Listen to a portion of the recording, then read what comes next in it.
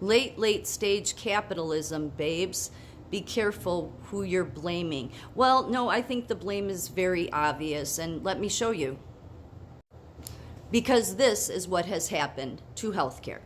What happened to USA healthcare on the way to socialism? This is very short. It's directly from the NIH, from a doctor, Surgical Neurology International. The real reason the changes have happened in medicine and healthcare is related to the centralization of control of healthcare services, socialized medicine, which is the most important part of establishing communism or socialistic control over the people. When you control their healthcare, you control their lives. Once the state gains control of everyone's healthcare, they control the people. Next, they take all the guns away to protect bureaucrats and their self-appointed elite leaders from the collective uprising of the people. That is the central reason behind gun control, to put power over the people in the hands of those who control the socialist system. There is no other argument than that which establishes complete control over each individual than taking away their guns.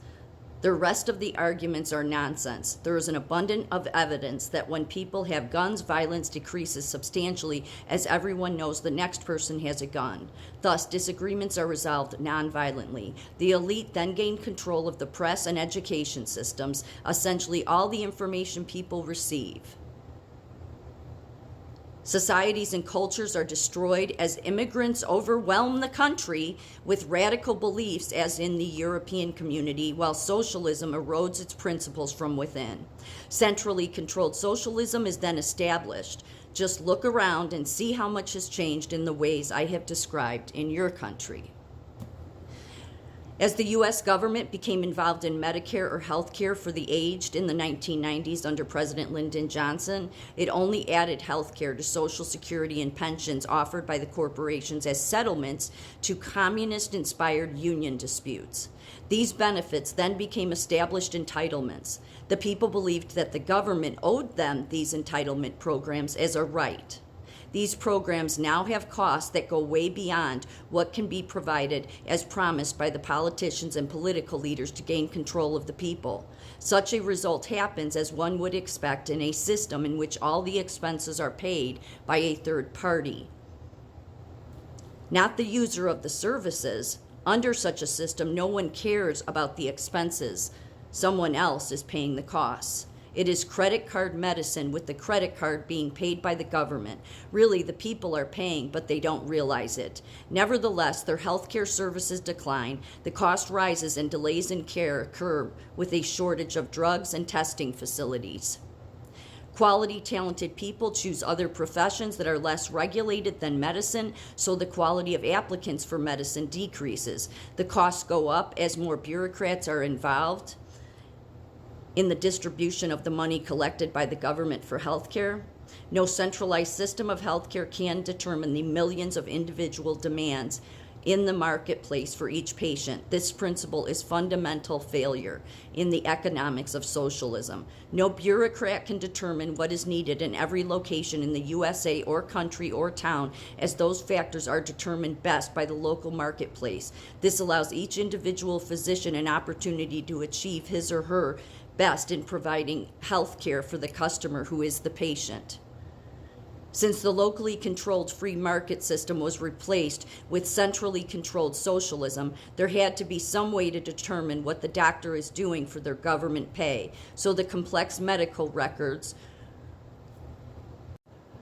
were developed with forms to be filled out that have little to do with patient care, but are used by the bureaucrats to control the doctors. Since the government, which now runs healthcare, does not know how to distinguish good from bad physicians, they institute a system of payment in which all are basically paid the same for each operation.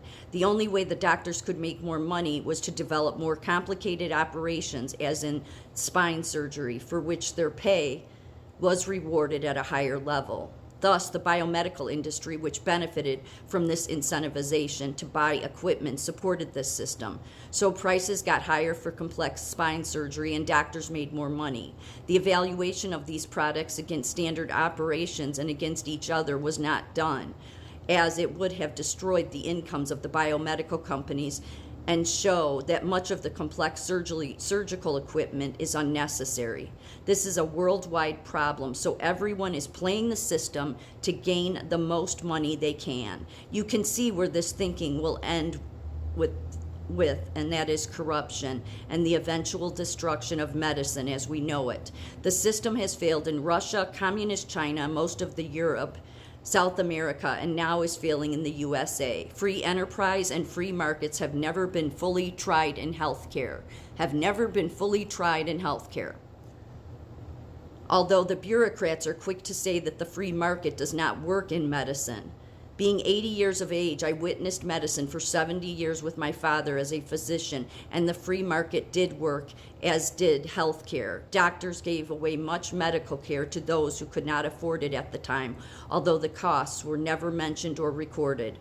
When the government entered medical care, they took away the doctor's rights to perform x-rays, lab tests, and distribute drugs in the office. They gave that right to the hospitals. As one can imagine, the hospitals charged more for these services than the doctor. The government eventually gave the hospital 3% over the costs for these tests and taking care of patients. Naturally, the hospitals raised their charges to make more money under the 3% rule, so prices for care at hospitals climbed to ridiculous levels, as one can see if he or she inspects a patient's bill.